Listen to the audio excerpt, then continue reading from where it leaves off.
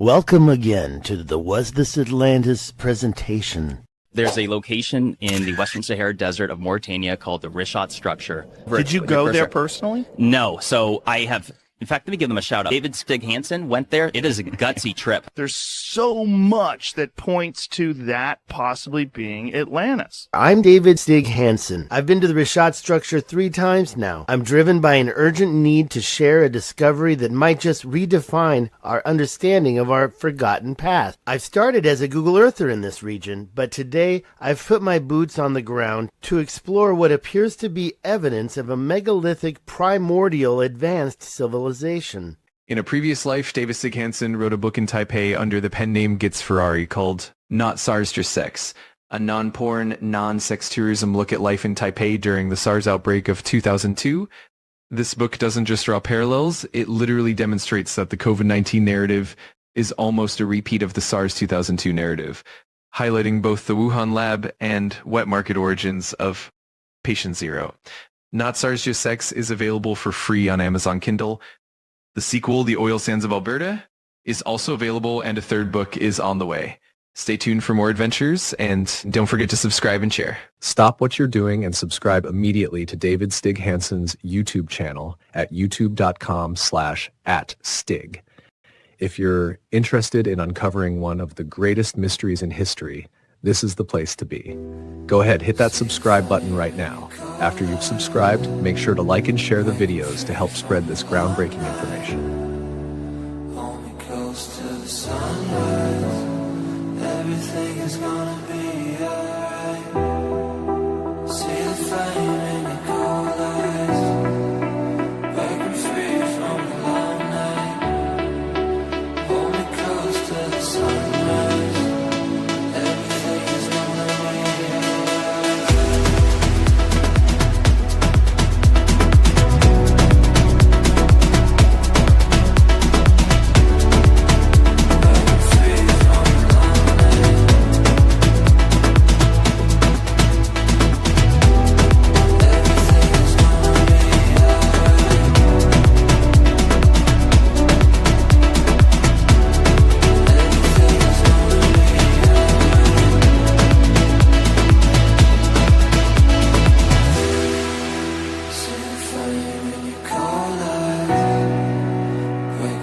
This is part 2.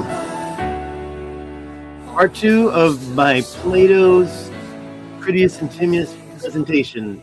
What was Plato all about? I'm going to look into the comment section because I'd like to get some feedback on how I sound.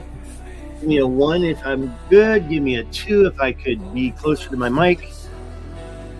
And let's talk about part 2. A quick revamp of what I talked about in my previous video, and it was... Unfortunately, I got busy. I need to probably turn off that music, right? I think it's echoing. So let me turn off that music. And let's see if there's any comments, or maybe I will find out soon enough. Unfortunately, I can't just do it in this StreamYard thing where they don't show like a little bouncing line. But and that's what bugs me. But the only reason why is because I want to use this content. I really got to check this, and let's see if we can hear me. And I hate to do it every single time, but suddenly there's something messing up, and if I don't check my sound, then it's all in vain. I don't want it to fall into being in vain. So let's do a quick listen to myself since I don't have any comments yet. And there we go. There we go. All right, perfect. Okay, now I can get started. So as you can see, I've scratched out the part here that is Athens, the Athens part of the story. This is Critias. Let me just remind you, I already talked about Timaeus, okay, and who those people were to Plato. We went over this in the last one. The people in the dialogue is Socrates, Critias, Timaeus, and Hermocrates.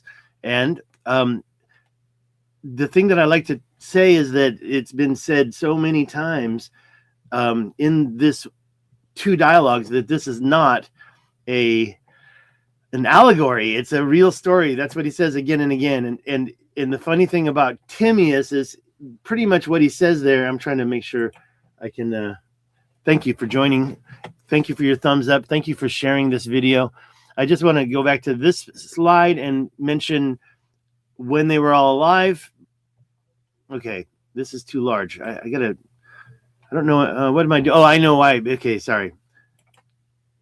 I just need to make that big. So as you can see here, Plato was born about 428 BC and died in 348. And 348 is off the screen, but I try to estimate everything.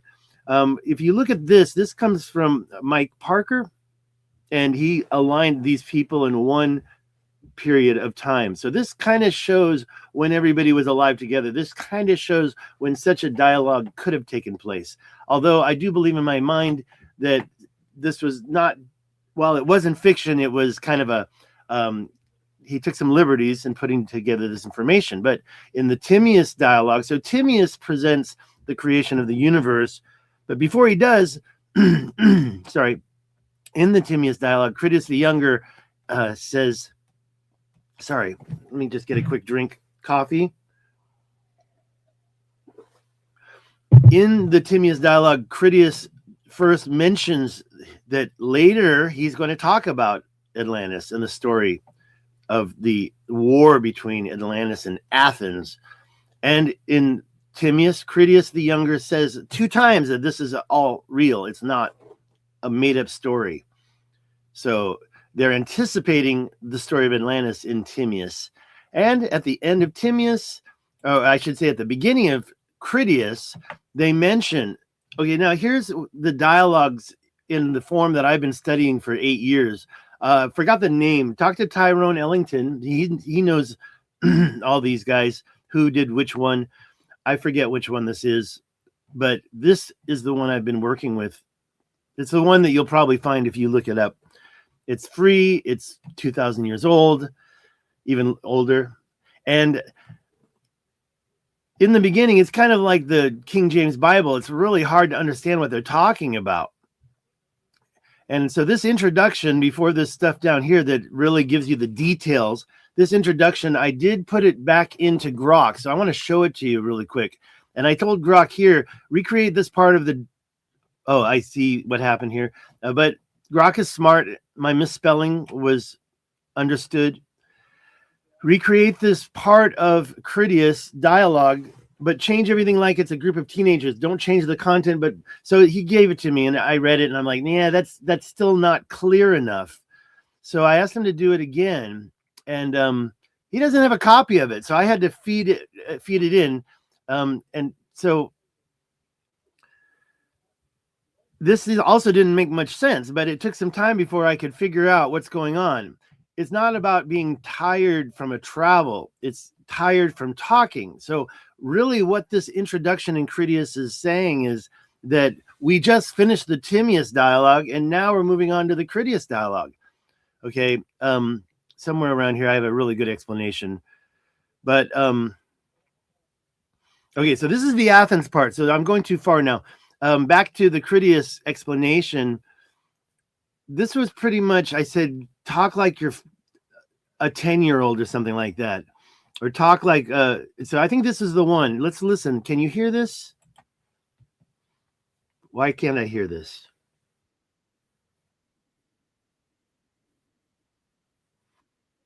Okay. Now I remember. So this was just the Hermocrates part, because I really didn't know what Hermocrates was talking about in that part. So I think this is the one that kind of, yeah, this is the whole thing right here. Thanks, Socrates. I'm beat from that talk. Pray my words stick if they're true, and fix. And by the way, he's talking about the creation of the universe, and fix any slip-ups. Passing it to Critias next. Now Critias says, cool, I got this. Now remember, this is like modern day English amongst teenagers. He says, I got this. Like Timaeus asked for slack, I need even more slack. Talking about gods as is easy since we know zilch about them, but humans, okay, so we're picky critics, so forgive me if I mess up human stuff. And then Socrates says, sure thing, Critias, we'll give you an extra leeway. Same for Hermocrates later. See? So as you see now, this is the heads up that Hermocrates was going to be the third dialogue that Plato never wrote. This was going to be a dialogue trilogy. Okay, Socrates continues and says, crowd says Timaeus nailed it. You'll need big indulgence. And then Hermocrates kicks in and says, okay, earlier it was, I understand your warning. Here it's heads up. Critias, brave hearts win. Call on the gods, Apollo, Muses. Who's Muses? And then praise your old heroes, whatever that means. I mean, I guess that means pray. Give prayer, you know.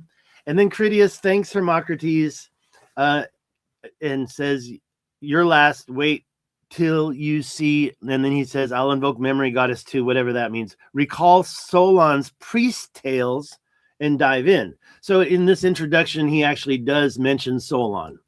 And if you don't know who Solon is, then we can always go back to the presentation. Sorry, is that the correct one? This one. And we can see, I'm going to slideshow it out, that Solon was the source of all this. Okay, he went on a self-imposed trip. Sorry, that one word always slips my brain. Anyways, after Solon was a statesman, he didn't want to be held responsible for all of the decisions he made. So he went on a self-imposed exile to Egypt, and as he was there, he met the priests in Sais who transcribed the hieroglyphics on the side of the temple there. And that was the story of Atlantis that Solon brought back, put in his notes. Now, that's the other thing. This is not a telephone game. All right. Remember that. This is not a telephone game here, because as Plato wrote, Critias' dialogue says, I studied Solon's notes as a young child and still have them in my possession today. So the original notes apparently here lasted approximately, since Solon did the trip to Egypt probably at the end of his life, probably somewhere around here, right? 575 BC. And then Critias the Younger claims he still had them as interpreted through Plato's words as a young child. Now, these guys all knew each other. Plato was the youngest, obviously. Critias was a lot older than Plato. All right, let's get into it. Now, we talked about Timaeus enough, and I even got into it, but I wanted to keep this to be about an hour long. And, okay, sorry, I got a message. I should turn those things off. I thought it was somebody here. Hello, Stig TP. Thank you for joining me. And it's amazing that we have the same name, isn't it?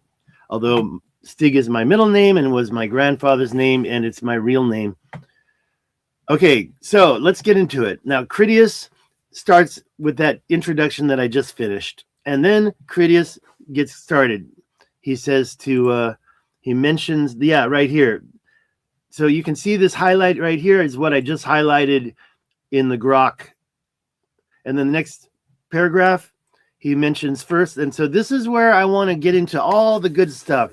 And let's prove that Plato says Atlantis was in Morocco and Mauritania. Well, I can tell you why I say Mauritania later, but let's go through it. And sometimes it's really good to remember this is a translation of the ancient Greek. If you look at my other slide that I was showing off, oh my God, I just got cold. How can I warm up? Okay, as you can see here, the word Atlantis also comes out as Atlas. Okay, you have to remember that the suffixes on words can change. It's called case, right? The case can change. Just like in English, we have change with I make, he makes. That's a verb change. But also in the noun, which is case, it can also change. Like if I say the plural, the way we make a plural in English is a change in case, I believe. Now, I'm an English teacher for more than a quarter century, but I was never formally taught all that. I have a master's in business. Okay, King Atlas, this is the ancient Greek we're looking at. The Atlas Mountains. So when you see this word here and how close it is to the word Atlantis, you have to understand that the ancient Greek word for Atlas was Atlantis in ancient Greek. I mean, you can see here the King Atlas was a little bit different, but it still has that Atl, right? And then the Atlantic Ocean also has a big change over here too. So you can see this change in case in that it's a noun, right? So it's not, and we use nouns as adjectives to change nouns. Anyways, I'm not going to focus on this too much. I just wanted to explain that we have Grok to help us translate the ancient Greek now. We have AI to help us translate the ancient Greek now. So if that being true, why are we looking at all these translations? Don't brag about the number of translations you've read. I mean, there's several translations out there that you can rely on, in my opinion. But when I did a deep dive, I was listening to other translations that were on YouTube. I was listening and reading them and realized that there's a lot of different ways to interpret certain things. So let me get back into this translation first, and we'll talk about it. Rebooting Histories. Hello, welcome, and thank you for joining.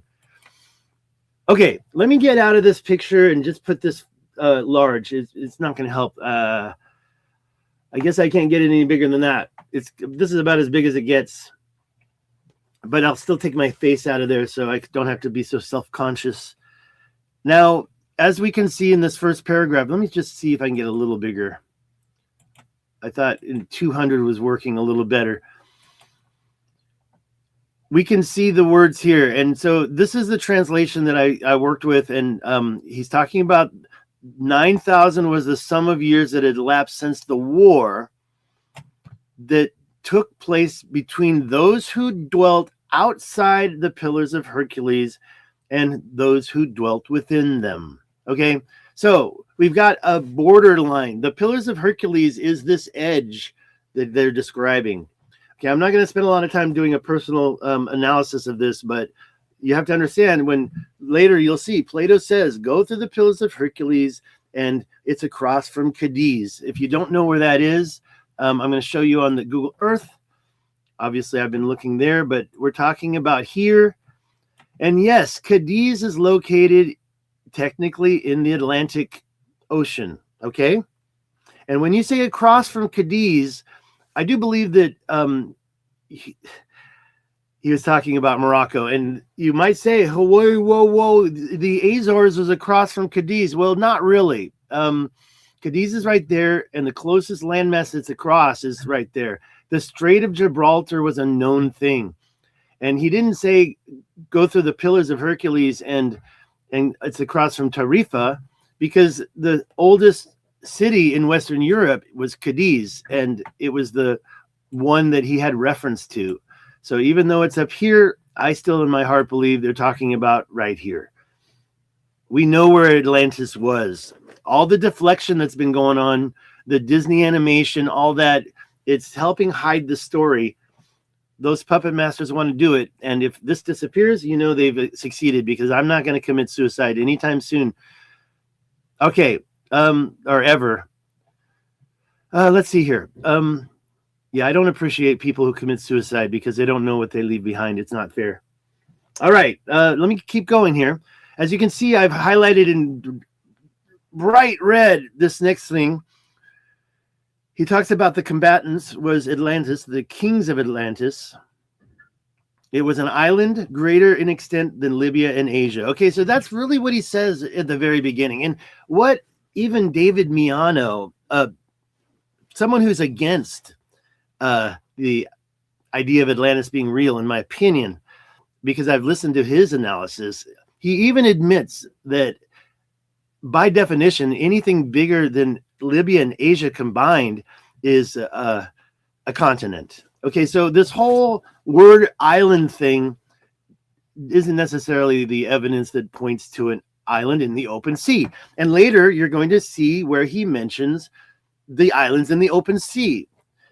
In the beginning, I misinterpreted. We'll see if the spelling's wrong in here, but I thought it was divers islands. But then Mike Parker corrected me and said, no, it's diverse islands. So that was a few years ago. Now, he also mentions it was sunk by an earthquake, and it became an impassable barrier of mud to voyagers sailing from hence to any part of the ocean. Okay, so as you can see, islands, don't get blocked by mud. Let me look at, oh, no. Let's go to my presentation really quick and look at my slide regarding that. It's down here. It's kind of my, that was is it Michael Tolworthy gave me this? So as you can see here, mud, and we do have an existing, I don't know who that was. Sorry about that. It's okay. Let me go back here. As you can see down here, just by where the ancient Atlas River, yes, I call it Atlas River now, the ancient Paleo River, the Tamanrasset Paleo River, it came out right here. And guess what? There's this big old thing of mud still there. Let's get back into the dialogue. We're going to keep going. And I'm not going to try to read everything. Now, I do know that in my last one, I talked about the Athens description, which I've crossed out because I kept using it. And I realized later, oh, this was years ago that I did that. Now, this was important because it was kind of in the middle of it. So I did pull this out and I uncrossed it out. But this whole thing, I did actually go into Grok and I plugged that into Grok. So I'm going to give you what Grok told me about that. And that's why it's over here. It's called Athens. I plugged it in. I pasted the whole thing because he didn't have it. He said, oh, I don't have that. He can summarize it, but I don't trust the summaries at all because they're also influenced by mainstreams. Okay, so here we go. Back in the good old days, the gods divided up the whole planet without a fight. They just knew what was fair. Athena and Hephaestus got Greece, shaped it. So this is the history of Athens right here. Which gods received this allotment of land. Later on, Plato mentions how the twin of Atlas got the allotment of land closer to the Pillars of Hercules across from Cadiz. And I'll show you that in a second. But this is out of the history of Athens. Now, I did say, you know what? I don't want you to do too much. Just give me the whole thing in a table of contents format. So he broke it down, and we're talking about this Athens explanation that I just mentioned. So he broke it down into 6 parts. He said first, Plato mentioned how the gods divide the earth and Athens, and who got the Athens part. I just mentioned that. How the land used to be the warrior class in their life, the city layout then and now, Athens, leaders of Greece. Okay. And then I asked him, do you even know my name? And he said, David. But guess what? He didn't know my full name. That was weird. I don't want to get into that. I'm kind of done with this part. So I think I can actually minimize that and get that out of my tabs. We'll shut that off. This is not being used today, but I have it handy just in case. All right. So once the Athens part is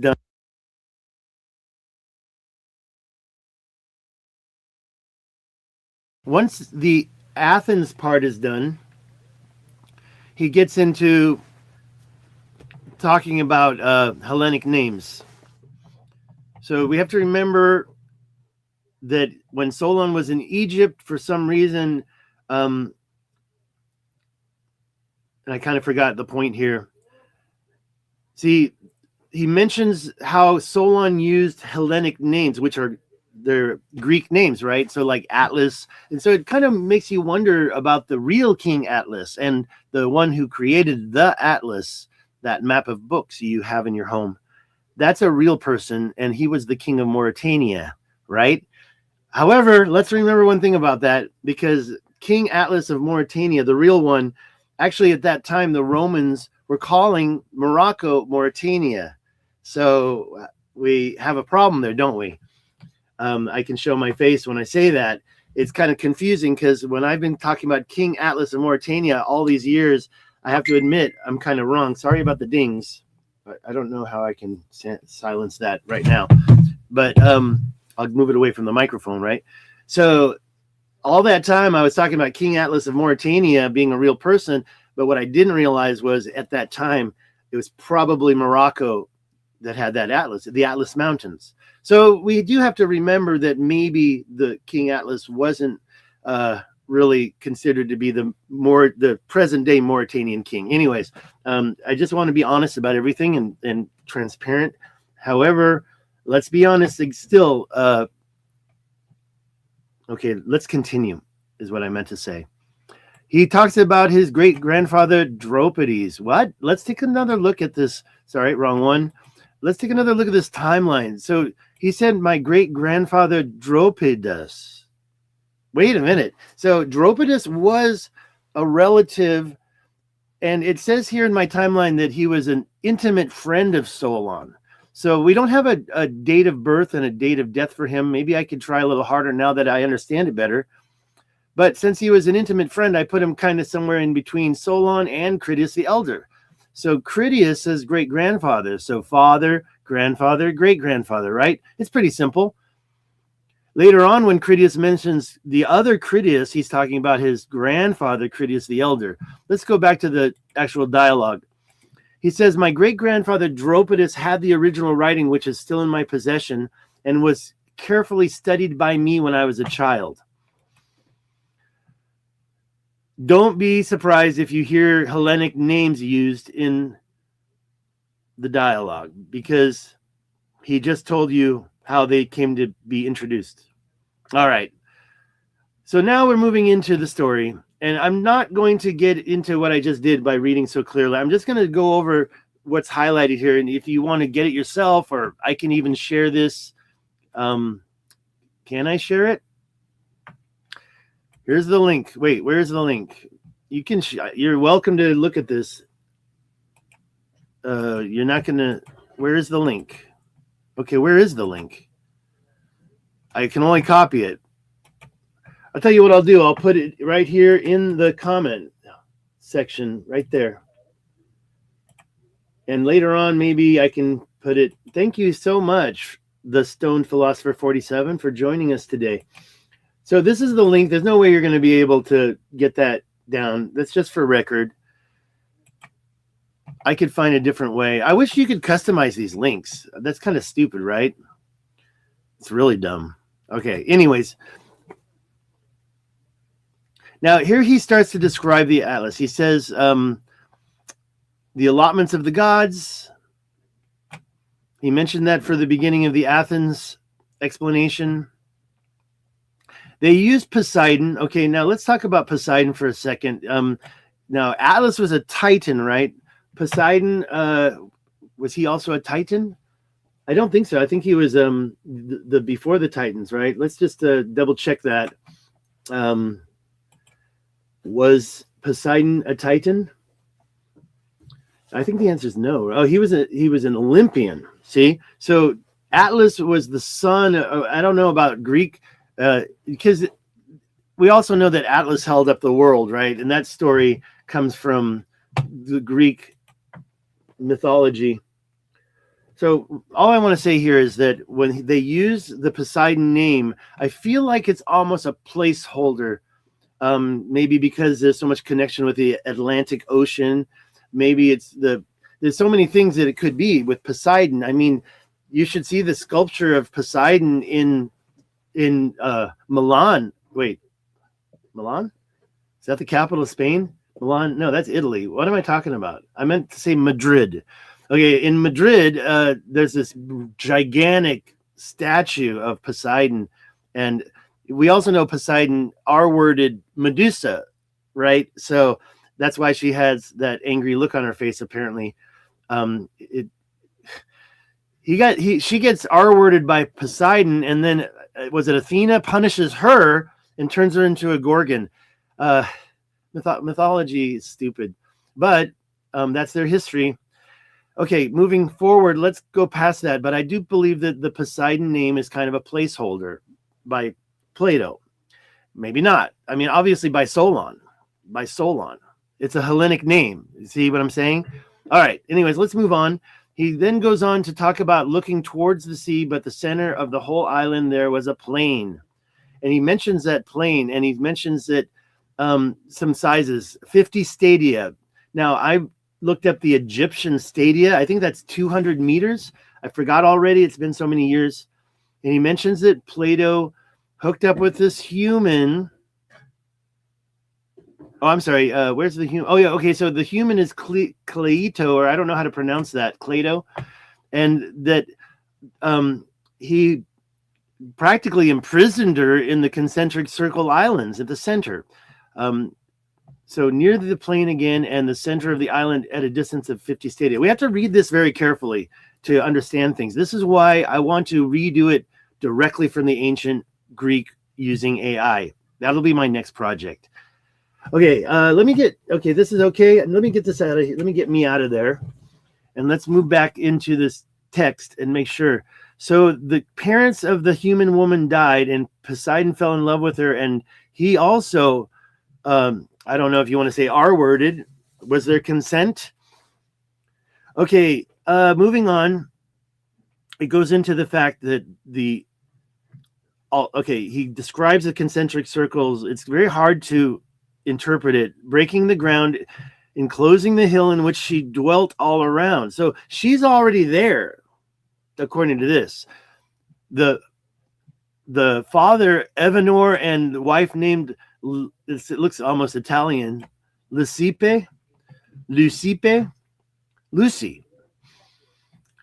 Anyways, these names are Hellenic. Let's not forget that. Apparently she dwelt there, and so I'm picturing her at the Richat structure right in the middle, and that's where Poseidon, and if you read this, it says that he didn't do it. It's part natural. So perhaps she dwelt there in I believe the Richat structure already existed. And this is my mind. If you want to say that she already dwelt in the Azores, that's on you. Okay, let me just get through this text. So let's move here and say that Poseidon created the island of Atlantis. Now, remember, that's a continent. And let's see. I almost want to just auto read this, but we could use Grok for this. He starts to talk about the description of the concentric circles. Let's just go right here where he says, he made alternate zones of sea and land, larger and smaller, encircling one another. There were 2 of land and 3 of water, which he turned as with a lathe, and having circumference equidistant every way from the center, so that no man could get to the island, for ships and voyages were not as yet. Interesting, right? So he's basically saying they weren't yet seafarers. Let's look at the proportions of Atlantis overlaid on the Richat. So the blue is the water, and the center island is this green here, and then we have 1 stadia. Later he'll go into the dimensions. He hasn't yet. 1 stadia of water, 2 stadia. So we have the center island, and I think he said it was 4 or 5 stadia across. I can't remember. And then he said 1 stadia of water, 2 stadias of land, 2 stadias of water, 3 stadias of land, 3 stadias of water. So now that means we have more land out here. Don't say it's in the ocean, okay? There's more land surrounding that, equidistant from all sides of. Now there was also a description of an entry point, which was a covered bridge. There's a lot of questions for me there. And I don't want to try to interpret everything. I just want to present it for now. So let's keep moving. So the parts that are not highlighted, I should say it's true. Oh, here we go. So it's right there. See, this needs to be highlighted because I don't want to read this to you, but I just want to point out all the parts in the order that they're presented. So they're talking about 2 springs here. 2 springs of water. So I'm going to highlight that right now. 1 of warm and 1 of cold. Now, I've been to the center of the Richat structure, and there is 1 spot with trees that could have been a spring or a well. Let me just highlight this really quick. Am I going to be able to do it? I guess I have to click here. Okay, right there. I just want to make it yellow. Where's yellow? There we go. Let me just make it another color. There we go. All right, so the next part that I want to mention is that he had 5 pairs of twin male children. That's an important one, if you didn't know. And he gave the firstborn of the eldest pair his mother's dwelling and surrounding allotment. Okay, now I think it was the Richat structure, and I do believe that everything south of the Atlas River would make good sense, right? You have this big river that's the same size as the Nile, and you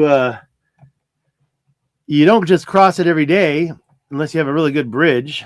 And we can talk about that more later, because I can show you in a LiDAR scan of possible dams and bridges. However, we're going to talk about the king later. This was the largest and the best, he said, and it made him king over the rest, it said. We can keep going about this, but what I really want, okay, so let's keep going. And he named them all. The eldest, who was the first king, he named Atlas. And after him, the whole island and the ocean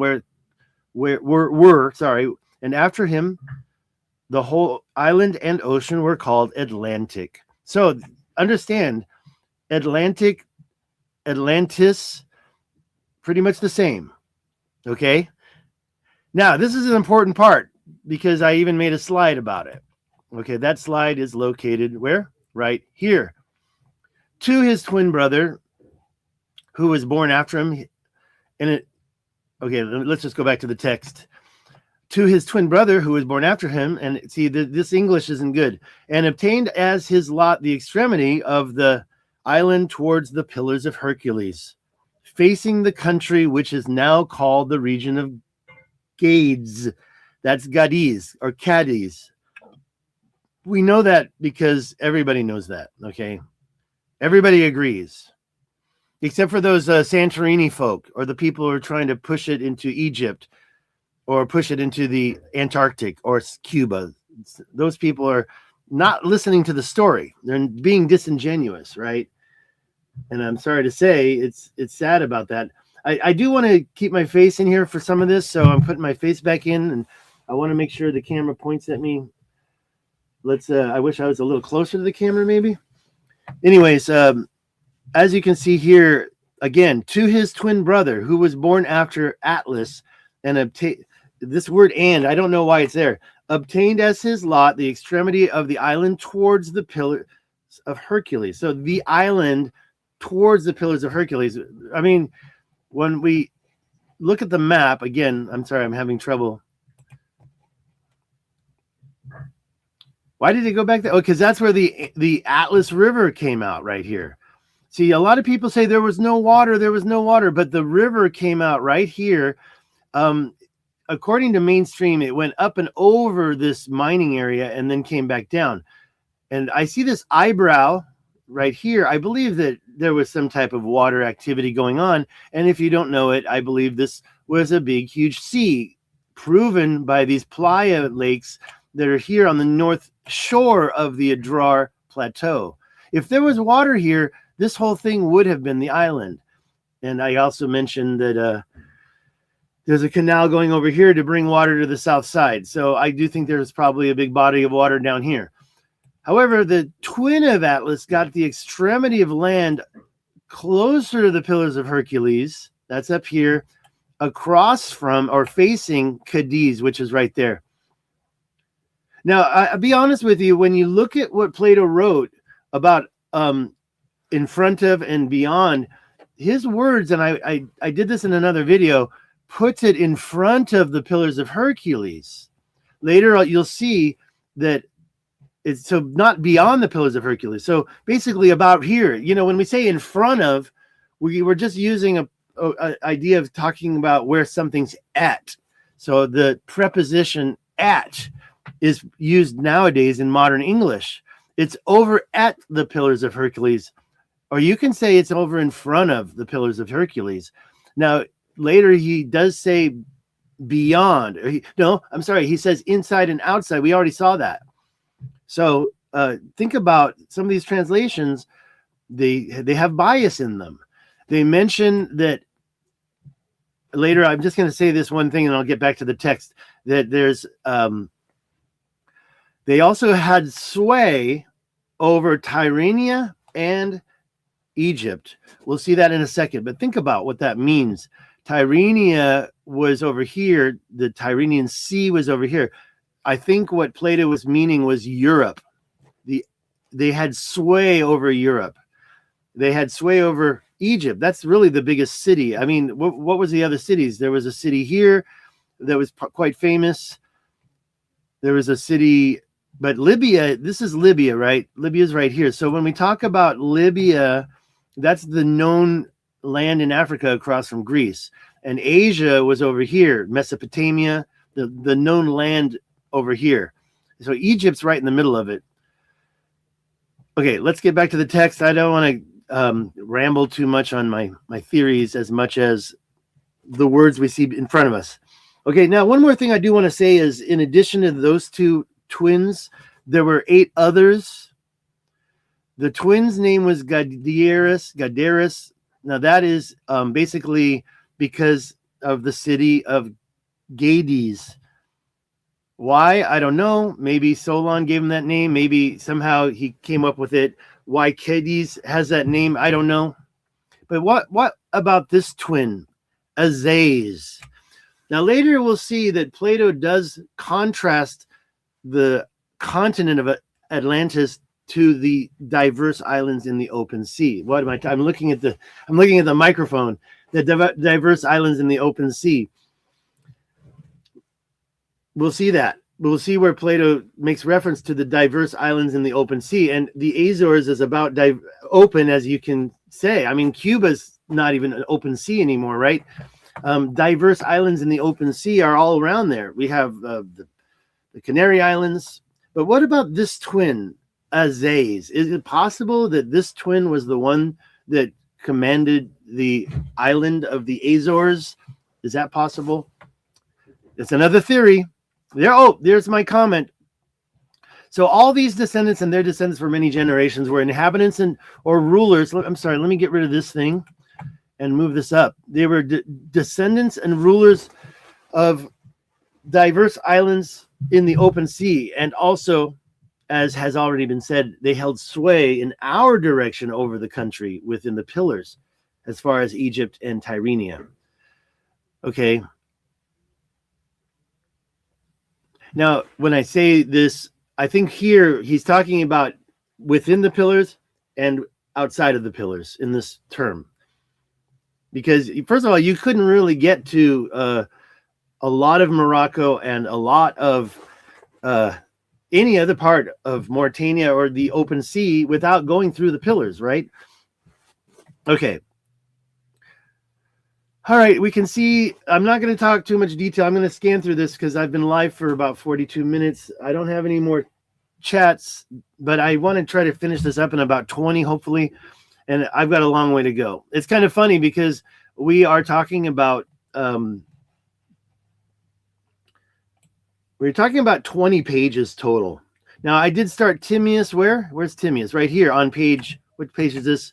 This is page 14.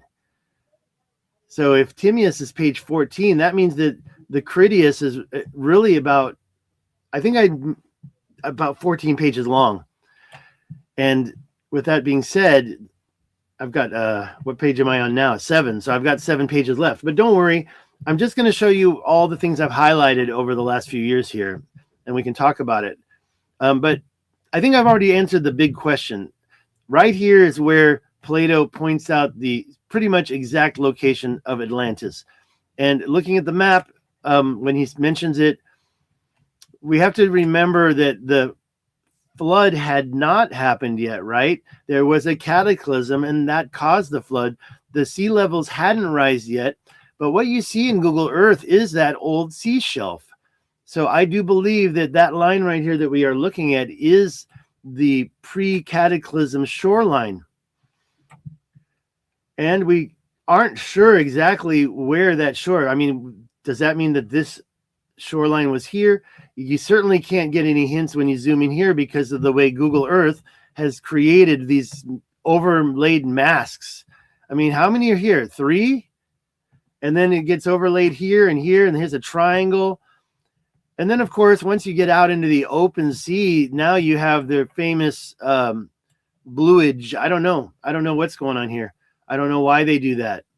So it's been like that for years, and they haven't fixed it. Perhaps we should go to one of the other mapping services to look at all that. See, right there, you can see that Cadiz, which is, where is it? Up here, there's what looks like an ancient shoreline out here.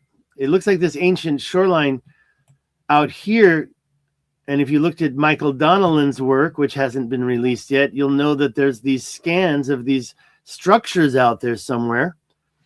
And I do believe that this was Atlantis also. I mean, in a way, we're not just talking about one piece of land, are we?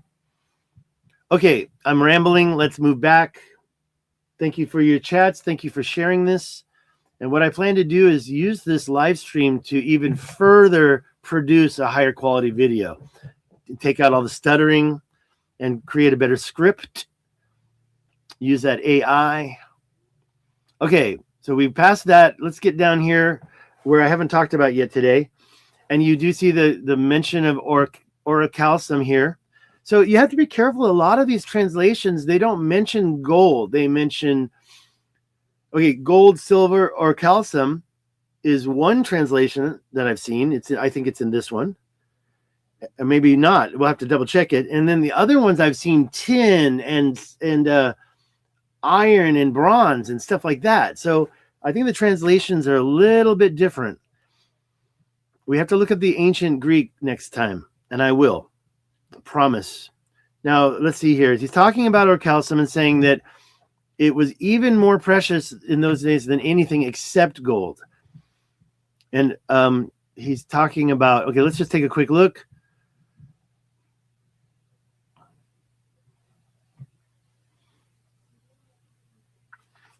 Okay, so they were mining. They were mining.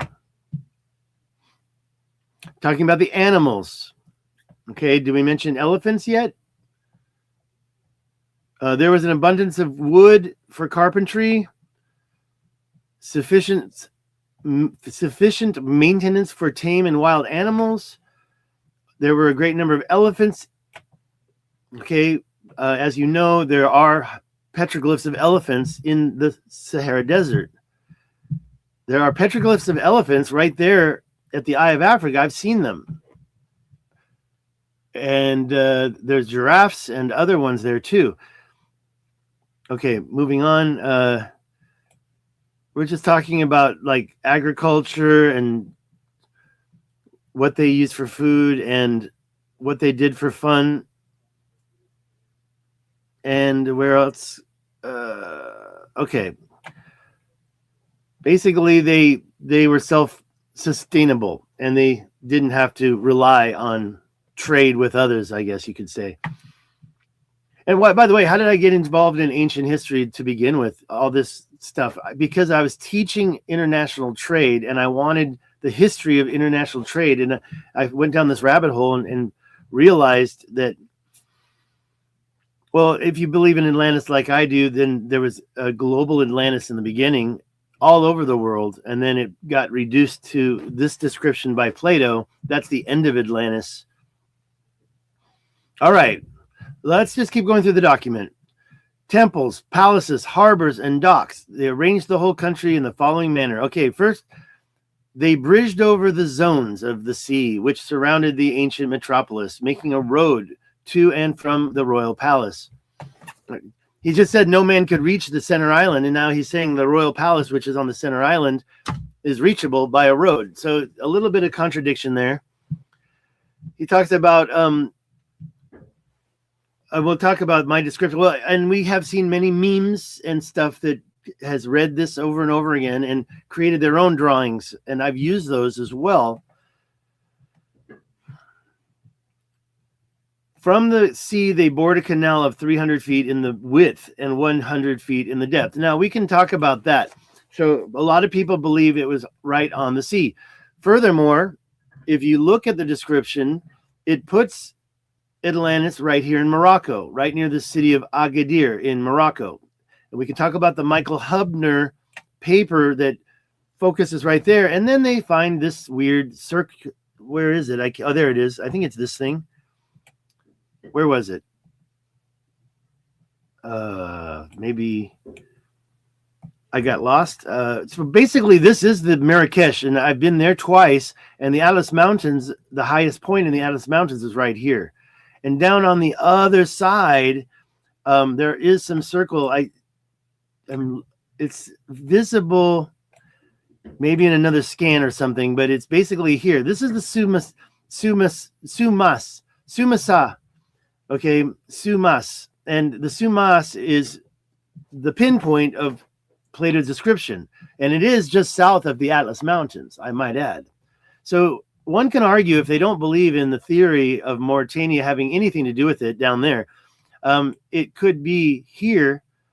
That would be where the concentric circles were most likely, according to Plato's description. Now, I stretch it out a little bit. As you know, the concentric circles down here are 4 times larger than Plato's description. So, okay, let's get back into this. I mean, you can believe whatever you want. And yes, I am a little bit of a conspiracy nutcase. These are details about the zones, the 3 zones. When he mentions a circular ditch, he mentions things like there was room for a single trireme, that boat. So it's not very big, is it? I think a boat is not so big when we talk about the zones. The one thing is that initial thing, if we look at, I'm going to use here, if this were the, look, see, I won't even put a bullet in my head if I'm wrong on this, because I say if this were the concentric circles where Plato dwelt, somehow or another, there was a door created there, not quite the south, but pretty much the south, right? And it's actually this spot right here going across this river to this spot right here. Now, let's ask yourself, when you have even call it a volcano if you want, that's 800 feet lower than the rest, but then the surrounding area is higher, how does a river breach that eventually naturally? So I do suspect that this opening here had to have been done by an unnatural way. But according to Plato's description, this sea here, that was only how many stadia? Let's look at the picture one more time. It's this one right here. So we have the island in the middle, 1 stadia, then 2, and then 2 of water, and then 3 stadia of land, and then 3 stadia of water. Then the land starts. Okay, so 3 stadia of water. Now let's kind of look at we've got the middle center. We've got this ring. I know that one well. We've got this ring. I know that one well. And then we've got this ring. And then on the other side, we've got a place where there would be more water. So, it's kind of wondering, really, we really got to get into what Plato said a real clear, or maybe his description has some mistakes in it. And, even though it wasn't a telephone game, there still could be mistakes in Solon's understanding and the interpretation by Plato or Critias the Younger. I do believe that Plato also had a chance to see these writings. They were friends. They were relatives. They were probably related, according to my research. Okay, so this is a description of all that. And I'm going to kind of get through there. The largest of the zones in a passage was cut from the sea were 3 stadia in breadth. What does that mean? Width or breadth? Okay, I want to continue. I only have about 10 minutes left. Okay, so here's the coating of brass I mentioned. And here the next one was coated with tin. And then the third was encompassed with orichalcum. Wait a minute, that doesn't make sense at all. So I guess the outermost was brass. Okay, the middle one was tin, and the last one was orichalcum. But I have read translations where the middle one was gold and silver and then orichalcum. So I have to double check the actual ancient Greek. And I do think I have that file. However, I have not yet worked with it. And we're going to get started on that next. However, I did want to go through this one time with you guys for my live, because I'm talking about something different, something well produced. Okay, this is the interior of the palace. And because they talk about that, and it's probably missing at this point.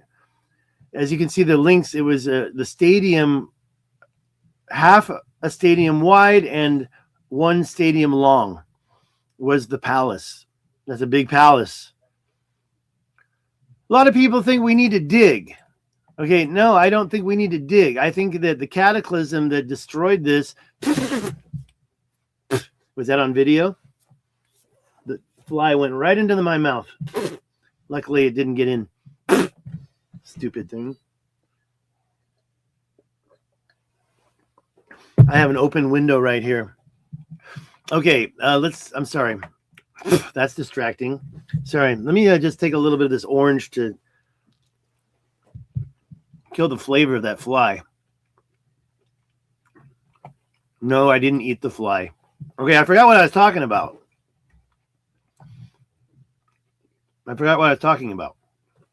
Somebody chat and tell me what I was talking about. Okay. Let's get back to this dialogue then, since I forgot. Thank you, 10 people who are still watching. I hope you didn't see that fly. It really just went right over here and I started spitting, but let's just, I can't remember what I was about to say.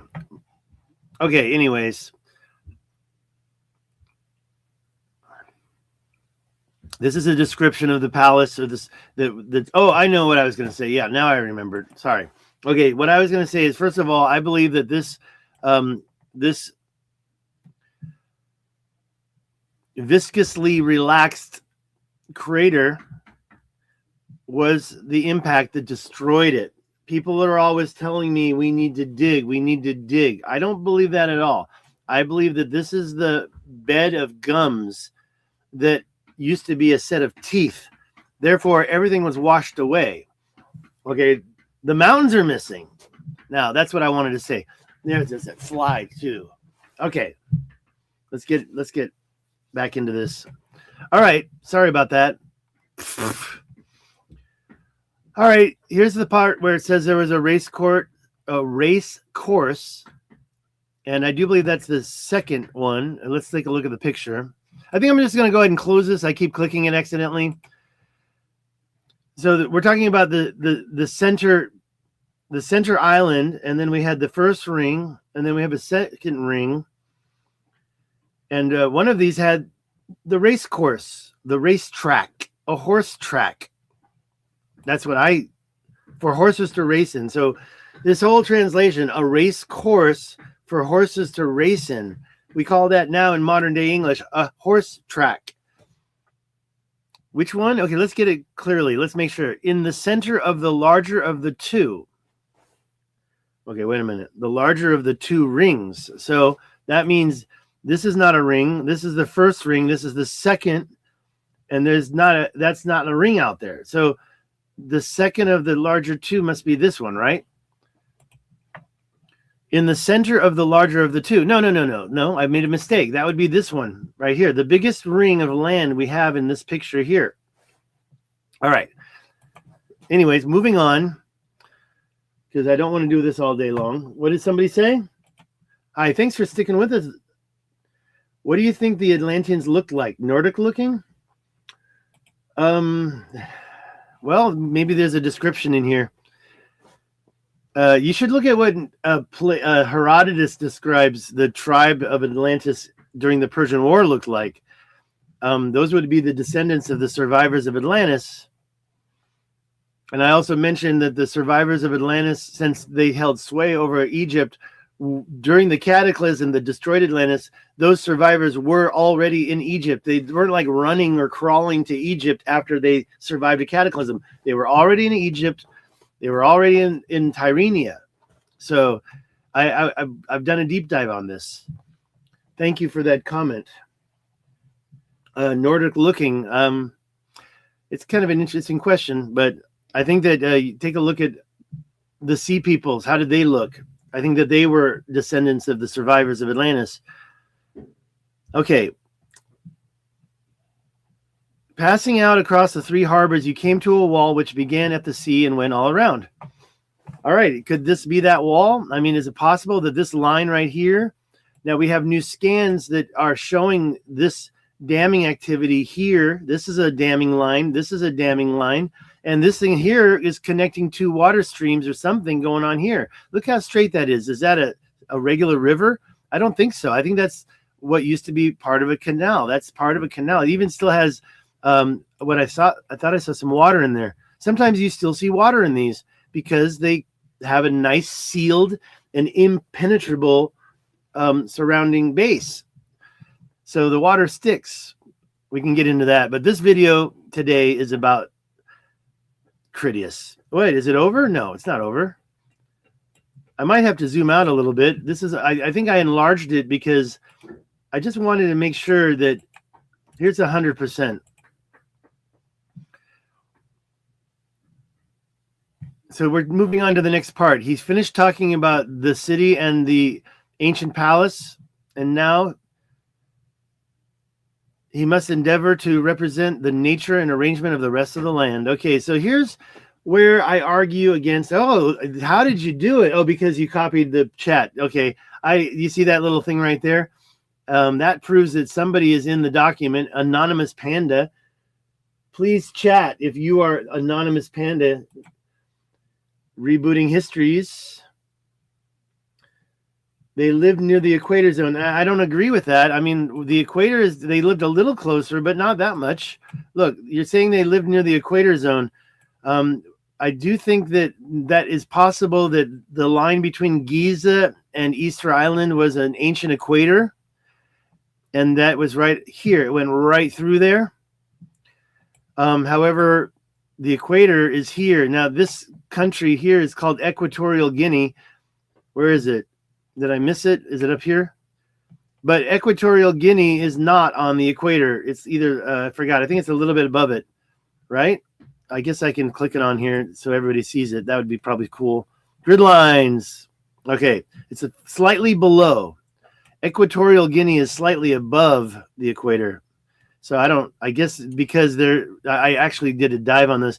Guinea-Bissau is over here, and the country of Guinea that Conakry is in is right there. And so we have these Guineas, and then they would say, and down here, there's that Equatorial Guinea. But it is true that it is a lot farther south than, say, Tyrrhenia. Pardon me. That was an unnecessary cough. I was imagining getting that fly in my throat, and it triggered me. Okay, so now we're moving on to this part that talks about the level plain. Now, this is something that I did videos on back before I ever left Taiwan and was still there. I'd never been to the Richat yet. I think this is important because he says that the country was surrounded by a level plain. See, the whole country was said by him to be very lofty and precipitous on the side of the sea, but it was also surrounded by a level plain. How big was this level plain? Well, it was 3,000 by 2,000 stadia. I believe that a single stadia is called a stadium. One stadium, 3,000 stadia. Like I said, that's the case thing I mentioned at the beginning of the video. Okay, what? We actually, there's a few things. You gave me a link. Here's a link of Plato saying Atlantis was real history in the dialogues. Yeah, I can show you 5 instances where that is said. If I don't share that with you, I think I tucked it into this presentation someplace. Let me find those. Where are those? They're here. No? Nope. Oh, there they are.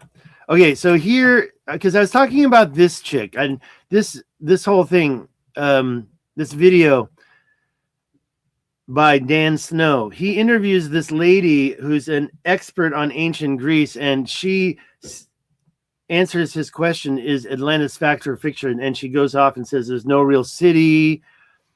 And that's where I say, wow, you're a big old bee, aren't you, for saying that? It's a mythical place that's made up by philosopher Plato. And this guy debunked it by saying, well, who debunked it? Atlantis discovered Dan Snow. He went into it and said, no, it is a real city. It's the Atlas Mountains. Or he also says it's the Atlantic. But Timaeus, twice he said it's a real place. It's true. It's not fake. I'll just enlarge that for your sake. Let me get that out of there. In Timaeus, twice it's said, and in Critias, 3 times it's said it's an actual place. It's not fake. It's true, blah, blah, blah. Okay? So I don't know what link, because you didn't seem to share it. You didn't seem like you shared it. Where's that link? Oh, I know what happened is it got blocked by YouTube. So you can't share links even during a live stream. I can, but you can't. So I'm sorry your link wasn't shared. Maybe later after this video is finished, you can share it again or share it with me privately. I'm easy to communicate with on Facebook at my personal profile. Okay, let's get back to it. I want to finish this up. We're already over an hour.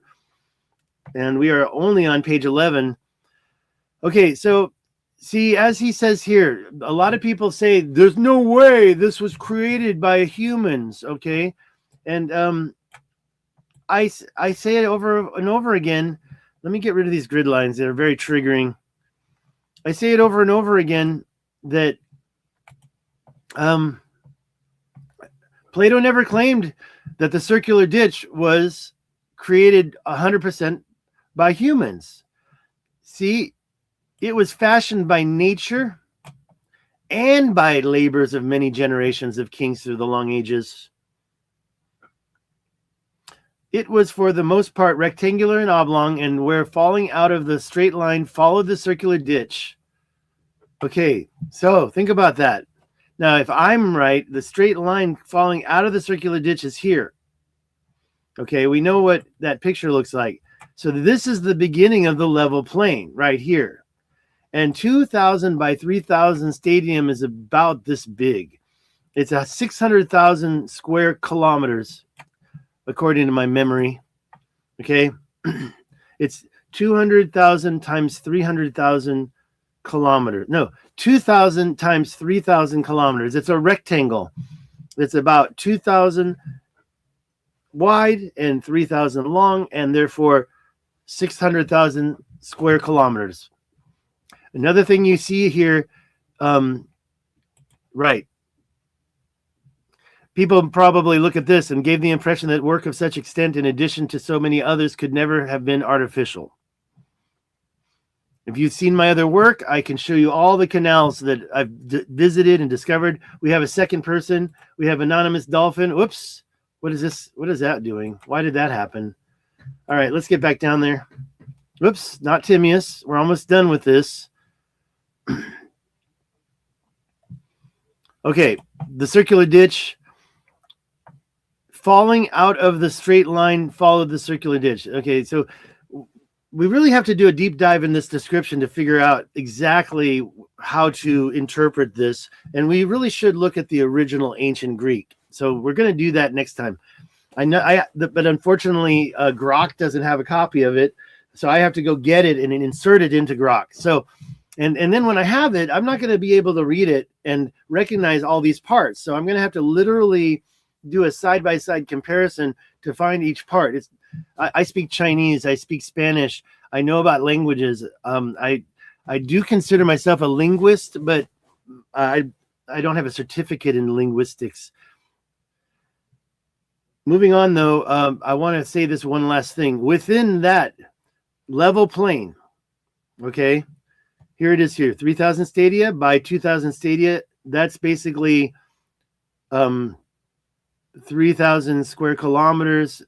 I don't know where my math came from. It's been so long, but I think I did it over in one of my videos back in 2020, 19 or 20.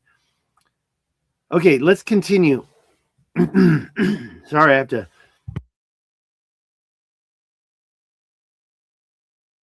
That was real.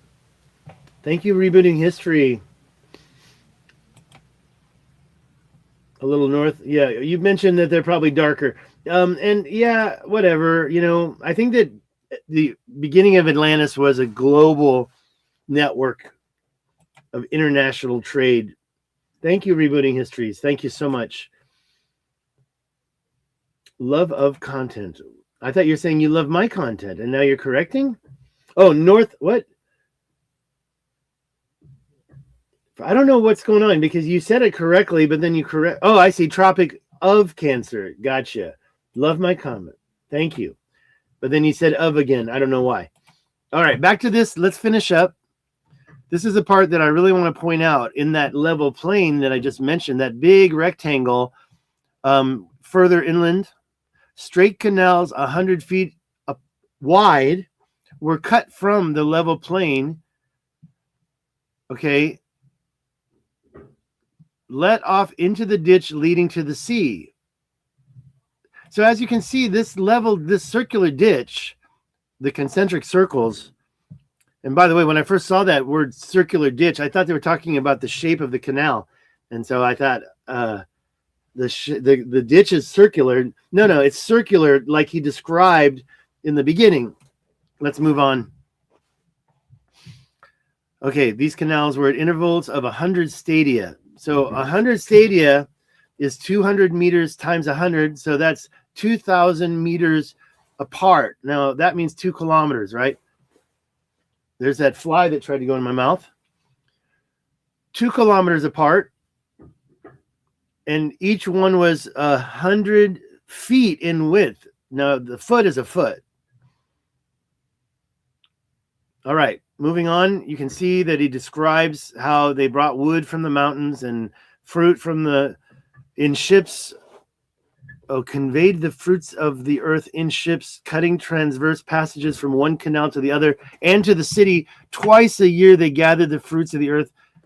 Okay, see, we really have to take this first from the ancient Greek, and then we have to. And by the way, the ancient Greek versus modern day Greek, I think you could take the modern day Greek version if you want. However, that's like taking the King James Bible and using instead like a modern American English Bible.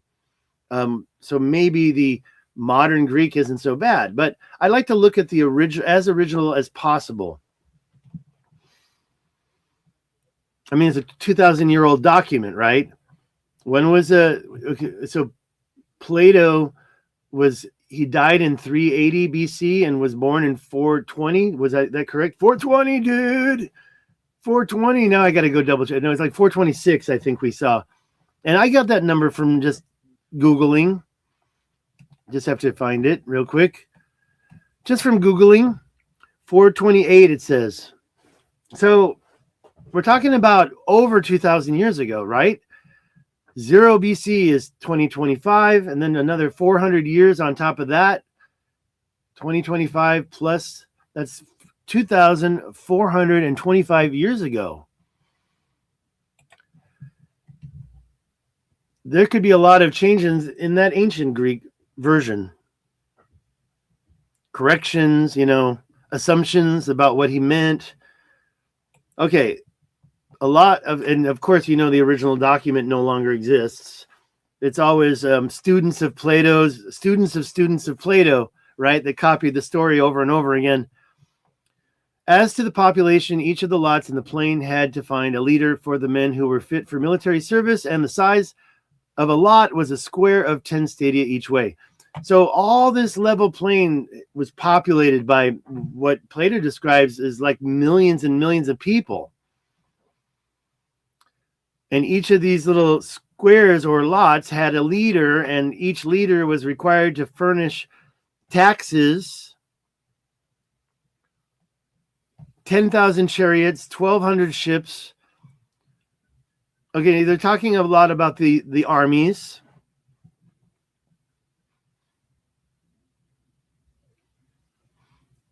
I should probably look at this very carefully because you can see how little I've highlighted it. It means I haven't read it very clearly. And that's it. It's over. Okay, so what's happening at the end? If you don't know, it's unfinished.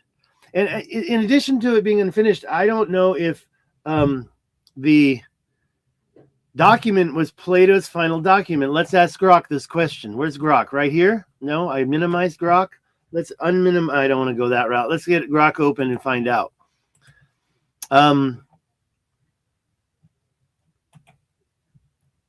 Was Critias the last dialogue that Plato ever wrote?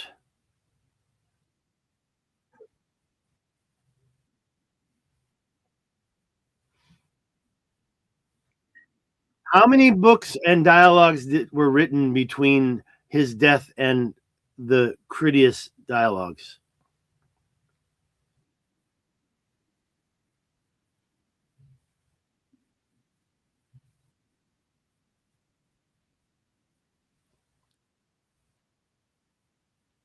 Didn't you just contradict yourself? You said he wrote the Laws book after Critias. So what's happening here? I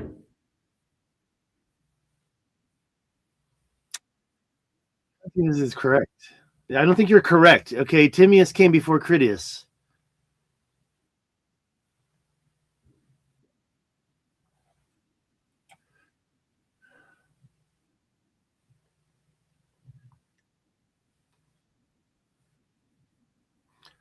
Okay, I give up. This is why we have to do a deep dive without AI sometimes. Okay, and then he never wrote Hermocrates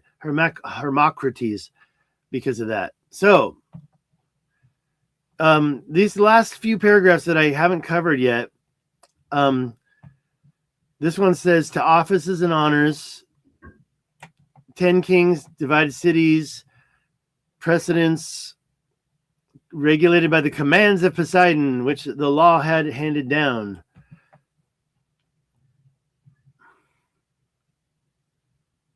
Okay, so apparently these laws were inscribed by the first kings on a pillar of orichalcum situated in the middle of the island. Well, if it's in the middle of the island, how could... See, and the implication there is that after Plato was gone, that they built that bridge leading there, right? That's the implication, was she was protected and there was no bridge. But then later on, through the labors of men, that was covered back here. Let me enlarge this. That was dumb. Back up here, the labors of many generations through the kings, through the long ages. Long ages, long ages. Don't forget that. What's an age? An age is a very long time. If you want to divide the 12 ages, they are the precession of the equinox. So one precession of the equinox is a 26,000 years long, 25,920. I forgot, but it's 360 times 72. That's according to Randall Carlson. So here he is talking about where was the age? The ages? Where was that written? Was that back up here that I just went to? Oh yeah, there. So through long ages. So there were long ages. So we're kind of learning how long Atlantis was around. Several ages. I never really realized that before. See, I'm not a master of this document, but I don't know many people have gone through it like I have. And all the deflectors are pointing towards the Azores. I'm sorry, Randall Carlson, but you're being disingenuous. There were no elephants there. There was no gold there. There was not enough continental breadth there. Outreach. And even before and we can see the ancient shorelines on Google Earth, even before the floods, before the ice caps melted, the Azores wasn't much larger. I did a deep dive, and it was about half the size of Plato's description of the level plain. Now, you can say that the Richat structure is 4 times larger than his description, so perhaps in reality, the level plain is 4 times larger too. Maybe that was the breakdown in understanding. But the Azores doesn't show that. And if you do a deep dive, you'll find out that it's kind of talking about this part. It's only like 100,000 square kilometers. All right, let's finish this up. I got to get out of here. I got to get back to work. Make your comments if you have any questions now. Here's one, SEF Network. Yeah, thanks for showing up so late. Maybe you could show up at the beginning and then make that argument. Yeah, we've already gone over all this at the beginning. So capital fully sunk, then where's the mud? Okay, and 11.6, if you look at what Plato said, let's look at the timeline again. Plato wrote this 400, but he was repeating what Solon had said. So that's 2,600 years from now. Add 9,000, And that's 11.6, like you just said, SCF networks. So thanks for your input. The number's correct. However, the full sinking, I think there's other things to... Okay, I do wonder if there is gold metallic items left in some treasure chamber in India, for example. Okay, see, India is way, way far away from what Plato wrote. Just like Cuba and just like Atlantis. I'm sorry, I meant to say Antarctic. So Plato pointed right to Morocco. Review this or my previous couple of years of videos. Thank you for joining, though. And I'm not attacking you. I'm just get a little defensive when you say it sunk. However, Plato said it sunk. So I can't get too defensive, can I? However, he also mentioned the mud. And since you're here now, I'll just show you that again. Okay. He said an impossible barrier of mud to voyagers sailing from hence to any part of the ocean. So how do you get mud around an island in the open sea? You get mud along coastlines where rivers come out. And that's where the Atlas River exited right there in Mauritania. I'm a proponent of the Richat structure. So when you bring up things like, oh yeah, and by the way, I saw something about that as well. The gold was stolen by the Spanish. Look at Luke Caverns. He recently, I saw a video, and I think it was put out by Cosmic Summit, but it was Luke Caverns talking about how the gold disappeared from the Americas. And I thought maybe it was referring to the gold mining ones. Okay, gold travels. Yeah, people steal gold. And we can talk about Masa Musa and how his gold changed the economy back then, but that won't be today. Let me finish this up and get out of here. Thank you for joining, everybody. Okay, and I don't mind. I'm going to reprocess this, so I don't mind answering more questions when I'm done, but I do need to finish this up very soon. Okay, where's that damn fly? Yeah, SEF, if you weren't here earlier, a fly went straight into my mouth, and luckily the gates closed just in time.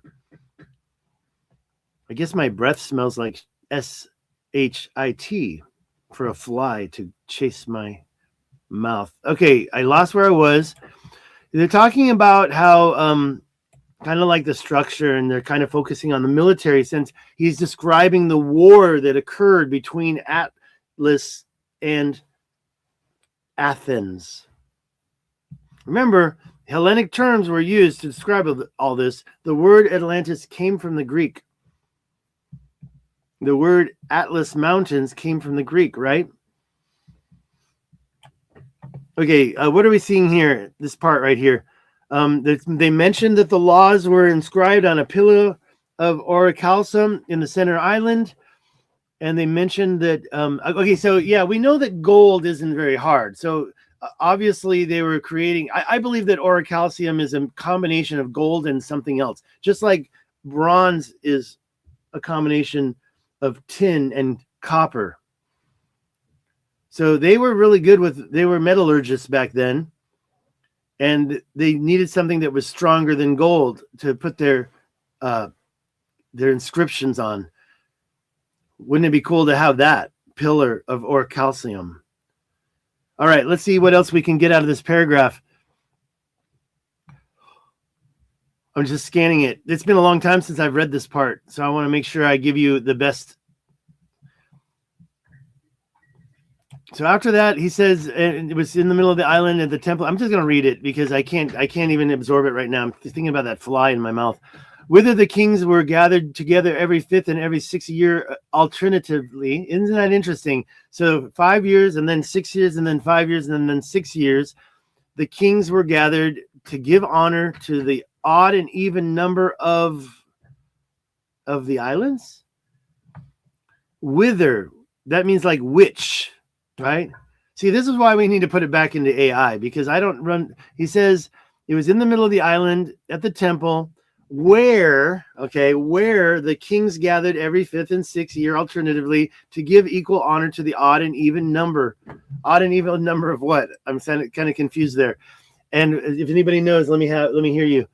And when they were gathered, if you guys have the link, throw that into AI and give me a chat real quick on what that's talking about. It's right there on page, what's the page? It's page 12. 2 of you are still in that document. Anonymous Panda and Anonymous Dolphin. Anonymous Panda is idle. So Anonymous Dolphin, throw that into AI and see what this even and odd number is talking about. Okay, let's move on. Maybe we'll figure it out. And then they were gathered together consulting about, when they gathered, they consulted their common interests and inquired if anybody had transgressed in anything and passed judgment. Were there crimes, I guess? What's going on? The news. Okay, now there were also, wait, why is there this thing?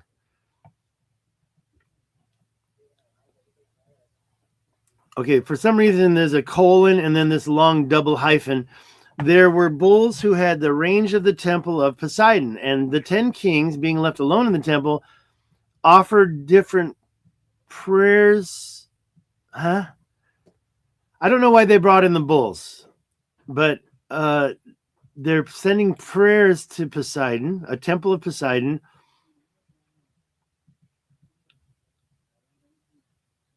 Okay, so I don't get it. There were bulls who had the range of the temple of Poseidon, and the 10 kings being left alone in the temple after they had offered their prayers to Poseidon, that they might capture the victim which was acceptable to him, hunted the bulls without weapons, but with staves and nooses. What's a stave? Is a stave a shield? Let's ask. What is a stave? What is a stave? No, you're not listening. S-T-A-V-E. What is a stave if it's not a weapon?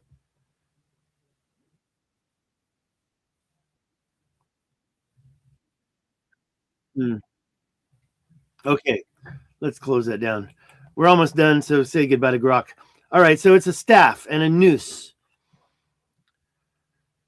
The bull which they caught led up to the pillar and cut its throat, so they would sacrifice a bull. They would sacrifice a cow. Interesting. Was that during the age of the age of Taurus, maybe? Anyways, let's move on.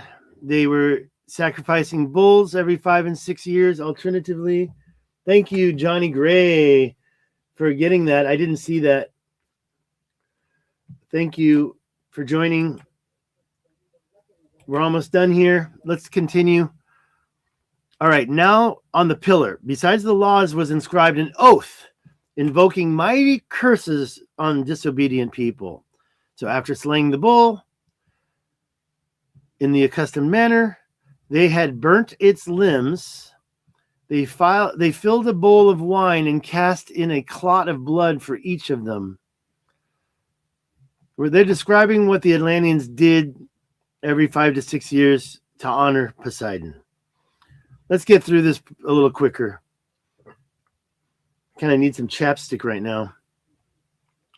All right, this was the prayer with each of them offered up. So there were prayers. Let's get through this.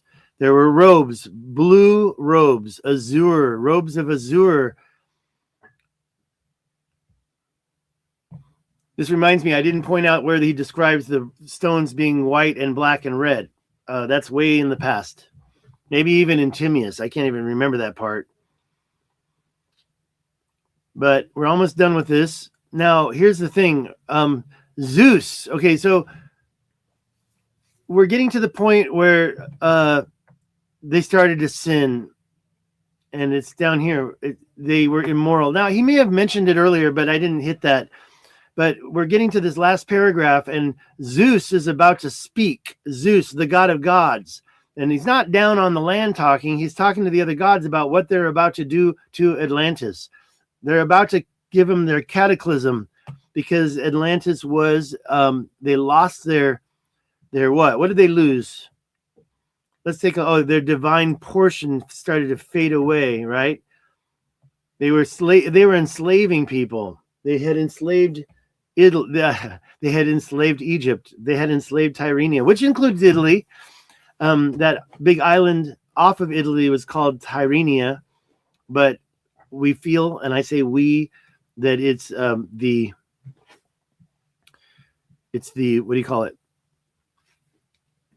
The opinion of, I'm sorry, when I say we, yeah, the opinion of all the scholars who have been studying it up till now, that Tyrrhenia was talking about Europe in general.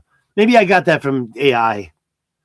All right, so let's finish this up, and then I'm going to look at your questions one last time, and then I'm going to get out of here. It's been 90 minutes, and that's getting to be too long for live streams. So let's finish this, and let's find out when the gods decided to step in. He says here in this last paragraph, that was the power of Atlantis, all this stuff. The king was not to have the power of life and death over any of its kinsmen unless he had the asset of the majority of the 10. So as you can see, punishment, there had to be a jury of 10 kings that made the decision that kinsmen could be executed, but the main king couldn't do it by himself. That's what I'm reading there. Maybe I'm wrong. Okay, now, such was the vast power of the god settled in the lost island of Atlantis. And we've already decided that it was not an island. Wait, not you. Sorry, SEF. When you said it sunk and I got triggered, where was that? There we is. We already talked about that an island bigger than Libya and Asia combined by definition is really a continent. Okay, just don't forget that when you think about this so-called island sinking.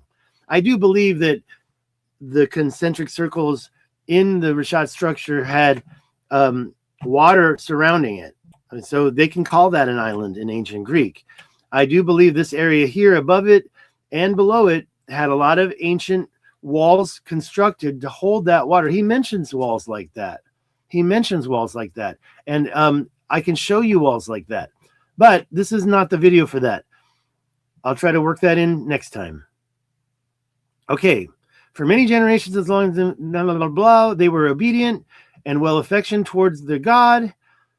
You know what's going to happen.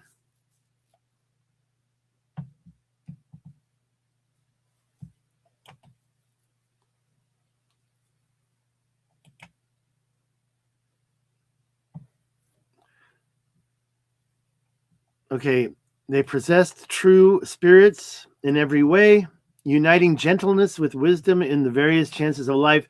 And their intercourse, that's sex, right? No, it's not sex. With one another. They despise everything but virtue. Yeah. Okay, so they were stoic and thinking lightly of the possession of gold. Okay, so they still hadn't gone bad yet. They were not intoxicated by luxury, nor did wealth deprive them of their self-control. They were sober, saw clear, virtue, friendship. All right, bye. Wait, where do we get to bad news? I think he may have already said that they went bad. They enslaved Egypt. He already said that. All right, increased by virtue. Let's find out by the reflections as continues. Where does it go bad? The qualities which we have described grew, increased amongst them. Okay, so by such reflections, and my eyes twitching now. By let me get that off screen. By such reflections and by the continuance of them of a divine nature, the qualities which we have described grew and increased among them. Okay, so qualities which we have described grew and increased. Okay, so he's referring to previous statements about how they were turning bad, enslaving people, caring more about gold, doing those things above that we just listed. But then the divine portion began to fade away and became too diluted, often in too much with the mortal admixture. So because the God part, which is divine, started to get farther and farther away after ages, the more human nature got the upper hand, okay, and began to bear their fortune. See, this is the most I've deep dived on this paragraph. So I'm starting to understand this a little better. It wasn't really my main intention when I was trying to research the location of Atlantis. That's why I didn't really care about this in the past. Right now, I do care more about these actual words. So this is the first time I've really read this in a long time. And I like to do it live, so I look like a fool with flies flying in my mouth. All right. So, yes, as we see, the human nature got the upper hand. And then they began to the B verb. Sorry, human nature got the upper hand, and they then, being unable to bear their fortune, behaved unseemingly. And to him, who's him, who had an eye to anyone, okay, that's what that's saying. To anyone who had an eye to see, grew visibly debased. Okay, they were more debased. They lost their fairest precious gifts. They had no eye to true happiness. Sorry, I'm getting nauseated by the coffee I drank earlier. Bad coffee. Hold on, let me take another sip, and hopefully that will help. Mortal admixture. All right, sorry. I'm losing. Sorry, the coffee that I drank earlier started to nauseate me. I guess it got deeper into my the anals of my gut and started to make me feel like I wanted to burp, vomit, and uncomfortable, a little pain. They appeared glorious and blessed at the time that they were full of all that stuff. All right, so I see. I don't get this one. They appeared glorious and blessed at the time when they were full of avarice and unrighteous power. Okay, I'm going to do a deep dive on all that later. However, right now I'm going to move on to what Zeus said. Zeus said nothing because, as you see, let's read it. Zeus, the god of gods, who rules according to law and is able to see into such things, perceiving that an honorable race was in a woeful plight, that would be the Athenians, and wanting to inflict punishment on the Atlanteans so that they may be chastened and can improve, collected up all the gods into their most holy habitation, which, being placed in the center of the world, beholds all created things. And when he called on them together, he spake as follows. Okay, we don't use the term spake, but he said, and then it ends without finish. According to Grok just now, okay, now I can get back in here because we're done with this, right? We're done with this, and I can, let's see what's next. The next was Timaeus. I already covered that. Who are the persons in the dialogue? These four are in this dialogue, and I'm sure it says the same thing for this dialogue, right? Critias, Hermocrates, Timaeus, and Socrates. All right. So that's that, guys. Let me just put the camera on me, and I can talk directly to you and tell you that, and if somebody wants to chat, we have about 5 more minutes before I get out of here, I think. We now have gone through this, but as you can see, Grok was saying earlier that he did another book. Now, he never wrote the dialogue called Hermocrates, and asking AI what Hermocrates would have been about. Well, I did it. Let me do it again real quick for you. I'm not going to show you, but I'm going to talk to him.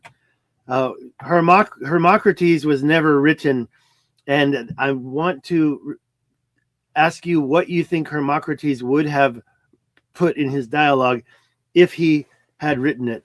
If Plato had written the dialogue, you know.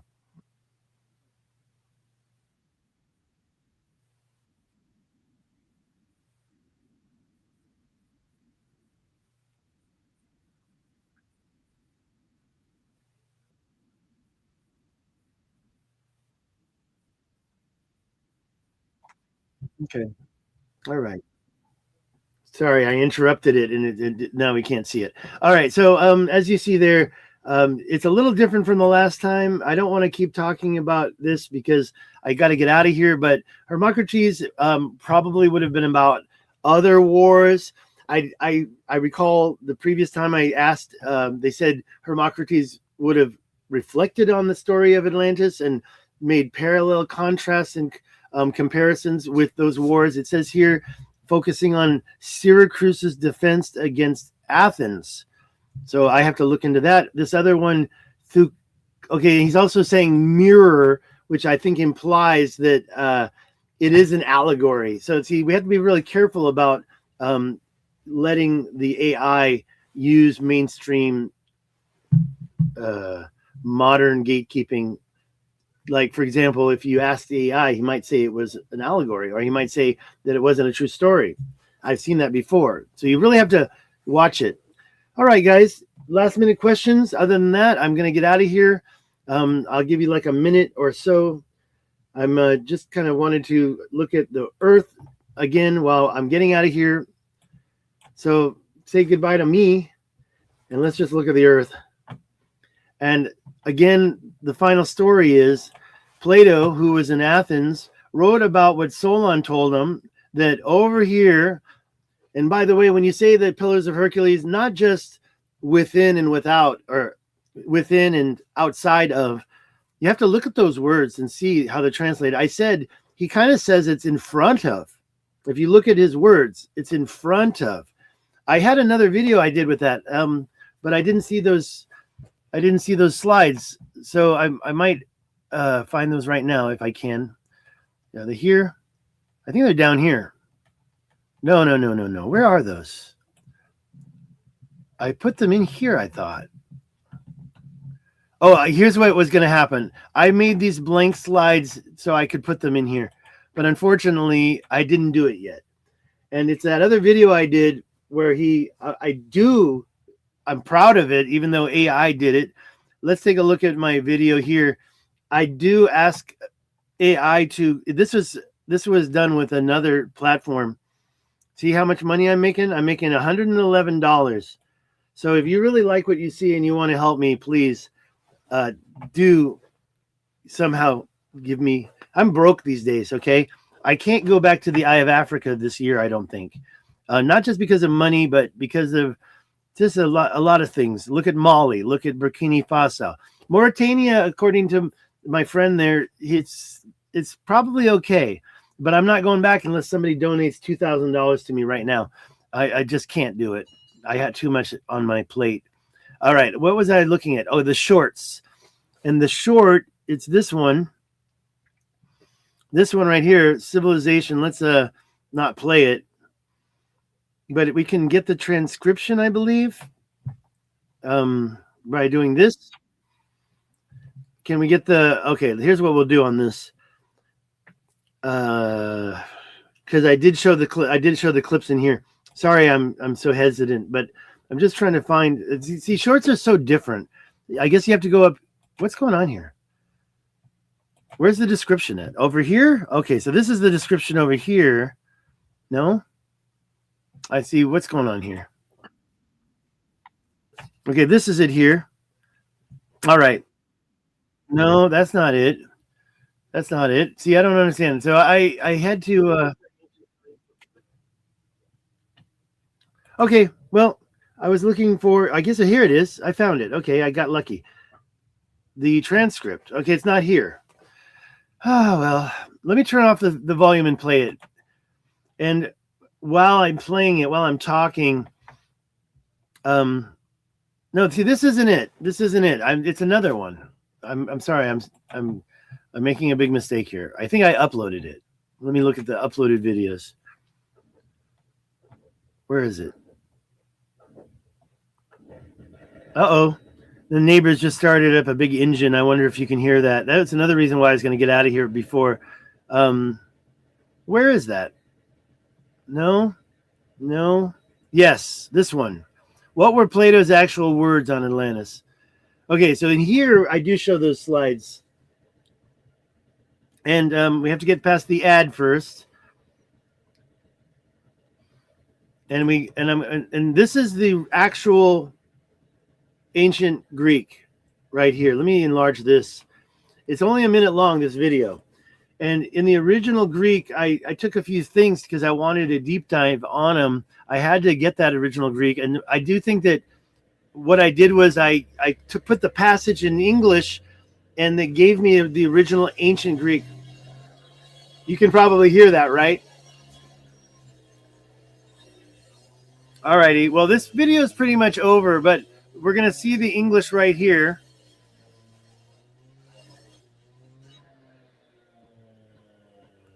Okay, looks like he's done. Maybe not. Let's stop that there. Okay, so here we see the exact ancient Greek says in front of or before the mouth. So I'm going to get a little closer to the microphone, so hopefully I'm a little louder. I have my purpose for doing that. Before the mouth, you know, if you stand before your king, you're standing in front of your king. So this terminology, I do believe, shows there's no word meaning far out into the Atlantic. Okay, let me move to the next slide. Okay, it sounds like they turned that off. I'll just say it one more time. According to the ancient Greek, the words they used was not beyond the Pillars of Hercules. Okay, now in that one passage I showed you, when he said go through them and then across from Cadiz, that was the allotment that the twin received. But in the other passage, he didn't say before. There was no word meaning far out into the Atlantic. Okay, let's continue this because it's part 2. And then I'll finish this video up. Thank you, Johnny Gray. Thank you very much. Please share, like, subscribe, or pass this on. Ask your friends to subscribe. This was another one. It shows where it was. Those dwelling outside the Pillars of Hercules. There's no distant ocean claim here. I'm going to keep playing this. Before, in front of is what they use. Pro. Stoma means mouth in ancient Greek. And this other word, outside of a boundary. So there's no distance relative terms. It's just boundary relative terms. Right? Okay, we're almost there. And then I'm getting out of here. In front of the pillories, it describes part of northern Morocco and part of southern Spain. It also describes the coast that faces Atlas. All right. There's one more thing from this I want to make sure to say. You can go look at this video yourself if you want to hear it. This was created through Heian. You hear me speaking ancient Greek. That's because Heian, and by the way, I think that they probably just used Greek. I don't believe that they used ancient Greek. I don't believe Heian could use ancient Greek. All right. Morocco, Atlas Mountain region. That's it. In front of the mouth of the pillars. He never says far out into the Atlantic Ocean. Thanks, guys. How am I going to make you lose your lunch? How am I going to make you lose your lunch? We're finished. This is over. Are you going to lose your lunch because... Okay, that's the original document I shared. I'm going to put this link that I already probably have in my... I'm going to put this link here. I'm going to use this again. I'll copy it again. And I'm going to put this, after I finish this video, I'm going to put the link down in the actual description so you can go there yourself. Y'all have a great day. What is this? Oh, sorry. Any last minute comments? Thank you, 757. Thank you, everybody, for joining. I'm going to say goodbye. Have a good one.